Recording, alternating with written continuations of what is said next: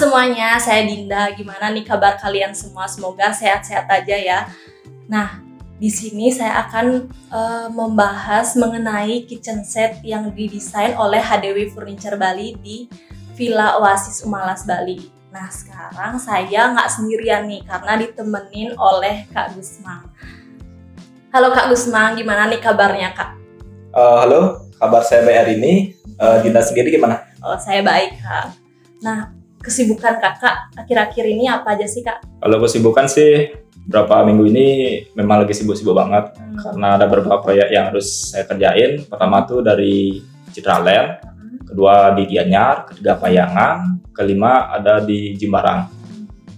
Lumayan sibuk juga Kak ya. Ya.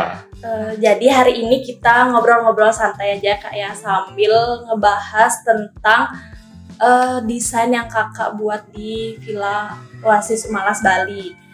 Nah, dari tim kreatif HDW ini udah menyediakan beberapa pertanyaan untuk Kak Gusmang.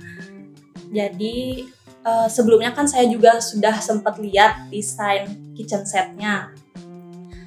Itu konsepnya gimana Kak ya? Kakak mengambil konsep yang kayak gimana untuk kitchen setnya? Oke. Kalau dari pertanyaan itu, saya mungkin bisa jawabnya. Pertama itu konsep minimalis modern. Kenapa saya pilih minimalis modern? Karena pertama itu pilihan dari owner. Kedua itu dari segi keefisienan. Karena kalau kita pakai plastik atau desain yang industrial tuh mungkin kurang masuk sama konsep eksterior villanya dia. Makanya kita lebih memilih untuk minimalis modern ya, betul. Minimalis modern itu sebenarnya banyak keunggulannya. Pertama dari segi budget, kedua dari segi tampilan. Karena dia minimalis juga ya. Betul. Tapi dia tetap modern gitu, menarik dilihat. Ya, looknya lebih dapat sih. Terkesan sederhana tapi menarik kalau dilihat. Ya, benar-benar. Oke. Nah, itu kan tadi mengenai konsep nih Kak. Nah, sekarang untuk penempatan konsep desain minimalis modern ini gimana sih Kak? Untuk di ruangannya biar kayak pas gitu. Ya.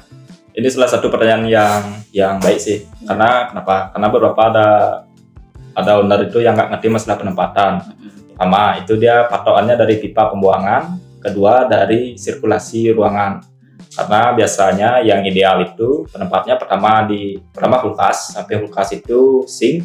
Setelah itu di samping kanan atau di sebelah. Biasanya ada yang L. Kalau yang L kan sebelah jadinya. Kalau yang L itu biasa langsung di kompornya. Kalau biasanya yang beberapa klien yang nggak ngerti masalah penempatan itu dia tetap maksa buat naruh naruh kompor di sebelah kulkas. Itu yang harus dikasih pemahaman dasar. Jadi itu bikin nggak efektif gitu kayak. Apalagi pas masak nanti kayak lagi kesana lagi kesini. Iya benar. Nggak sekalian dia ambil. Salah satu kasusnya dari Villa Pak Jeremy yang kita bahas ini. Itu penempatan udah direncana sama klien. Itu saya respect sama dia karena kenapa? Karena memang dari kliennya udah ada inisiatif untuk penempatan yang memang sesuai sama mereka. Jadi saya tinggal ngembangin aja sih untuk penempatannya lagi. Oke. Selanjutnya kan dalam mendesain pasti ada ide atau referensi nih Kak. Kira-kira Kakak dapat referensi kitchen set ini dari mana aja sih Kak? Pertama, referensinya ini dari klien. Dia ngasih saya konsep yang memang dasar banget. Kedua, saya nyari dari Google. Itu di Google tuh kan banyak web-web yang nyediain buat segala macam referensi. Ketiga itu saya biasanya dari teman-teman, dari sharing di kantor. Biasa kalau saya selesai ngedesain, saya pasti minta pertimbangan dari teman. Mungkin teman dari sebelah saya. Biar banyak ada opsi gitu kayak dari teman-teman. Karena itu memang sangat membantu sekali daripada menyarankan sih, daripada kita ngambil di web. Kalau di web tuh jadinya kita patokan itu aja. Biar fleksibel juga kayak. Selanjutnya ini yang paling penting sih Kak, tentang pemilihan warna. Gimana sih cara Kak dalam pemilihan warna? Apa emang disarankan untuk memilih warna ini atau itu dari klien? Oke, kalau dari kasus proyek yang ini, itu kebetulan memang kliennya satu selera sama saya. Dia suka warna gelap, hitam sama coklat. Itu emang lebih, kalau menurut saya modern minimalis itu lebih cocok itu hitam sama coklat. Kadang putih sama coklat masih masuk juga. Terus biasanya sih saya kalau ke klien itu pernah ngarahin juga, ngarahin warna. Cuman kalau biasa ibu-ibu tuh pasti pilih warna yang lebih cerah. Itu semua bukan maksud saya bilang itu norak, jelek, tapi kan selera masing-masing. Kembali ke selera. Iya, tapi saya misalkan gimana? Dapat kasus yang kayak gitu tuh kakak gimana nih? Pertama tuh pasti saya arahin. Ngasih solusi. Iya, pertama pasti saya arahin ke yang lebih masuk dalam desain ruangan, karena kan biasanya kita ngedesain kitchen aja, sedangkan ruangan yang lain udah ke desain. Misalnya kita tetap paksa ibunya, bukan paksa sih, kalau kita tetap ngikutin selera ibunya dengan warna yang nabrak. Soalnya itu kan kitchennya langsung mungkin ada yang sama living room, jadi kita tetap ngerain biar setun sama living roomnya. Itu aja sih. Nah, selain warna, material juga nih kak. Kira-kira kakak dalam mendesain kitchen set ini memakai material apa sih kak? Kebetulan di HDW Furniture Bali ini kita memang spesialis HPL dan multiplex. Kenapa kita pakai multiplex dan HPL? Karena HPL itu banyak pilihannya. Kita bisa milih-milih motif kayu, warna kayu. Terus kalau untuk multiplex itu kegunaan dan efisien sih. Efisien untuk pembentukan bahan itu lebih gampang, pengerjaan bisa lebih cepat daripada kayu. Kalau minus sama kelebihan dari multiplex itu saya yang tahu ada beberapa sih. Kalau kelebihannya itu pertama dia kuat. Memang orang-orang yang awam tuh kan nggak ngerti dia. Ini multiplex ini apa sih gitu. Kok kayak triplek dipakai ke white kitchen, namanya kuat atau enggak itu. Cuman kalau dari segi kita yang udah ngerti, itu bisa dibilang lebih kuat daripada kayu. Tapi itu menurut beberapa jenis kayu sih.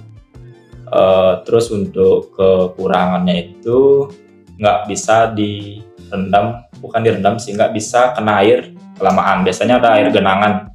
Biasanya ibu-ibu tuh habis masak tuh kan ada air tuh, itu biasa harus langsung dibersihin aja. Bisa tahan selama setengah hari. Biasa kalau udah lebih dari setengah hari ada genangan air tuh pasti dia nyerap ke dalam, terus lama-kelamaan bakal diiniin rayap dalamnya. Jadi itu kekurangan dan kelebihannya kayak.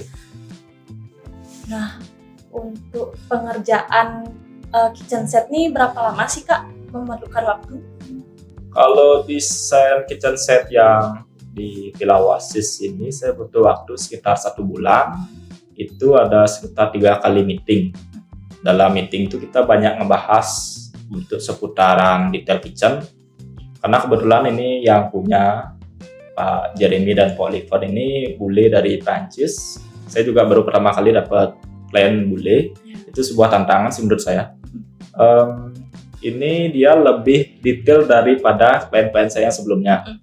Dia lebih, misalnya ada ukuran yang miss 1 cm aja dia udah pasti langsung kontak kita. Ini kenapa beda, kenapa sini. Jadi kita harus lebih ngasih pemahaman. Itu yang bikin waktunya bisa dalam berdiskusi yang makan waktu lama kayak. Karena dia sedetail itu dalam mendesain. Betul. Nah, selanjutnya tantangan terbesar dalam mendesain kitchen set nih apa sih kak? Tantangan itu ada banyak sih ya.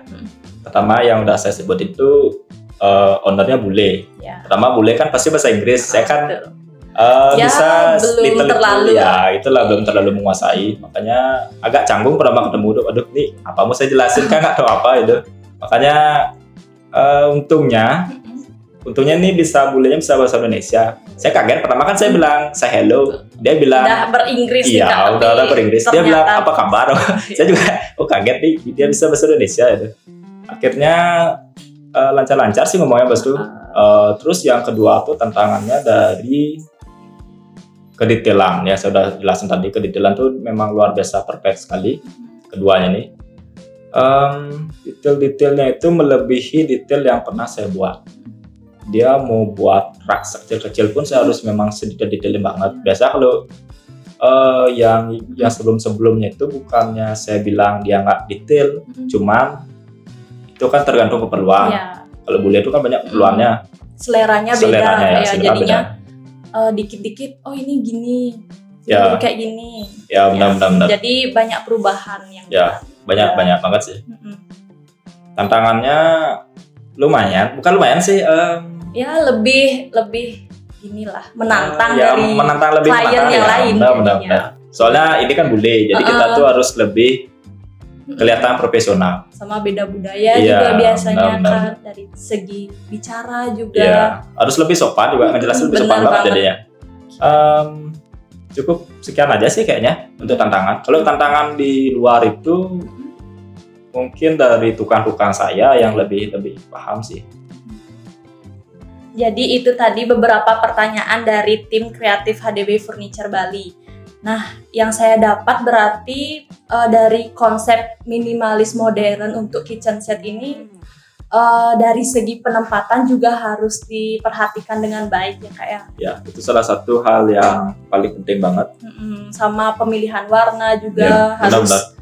biar pas dengan suasana ruangan, Ya. biar makin nyaman masaknya gitu. Benar. Itu salah satu emang yang paling penting banget, warna sama penempatan. Ya bener banget.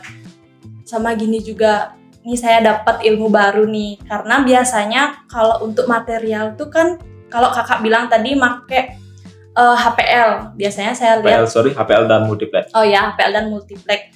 Biasanya saya lihat tuh kayak make kayu solid kayak gitu Kak. Jadi sekarang saya menambah ilmu dalam pengaplikasian material seperti yang Kak jelaskan tadi kan, memakai material HPL atau multiplex.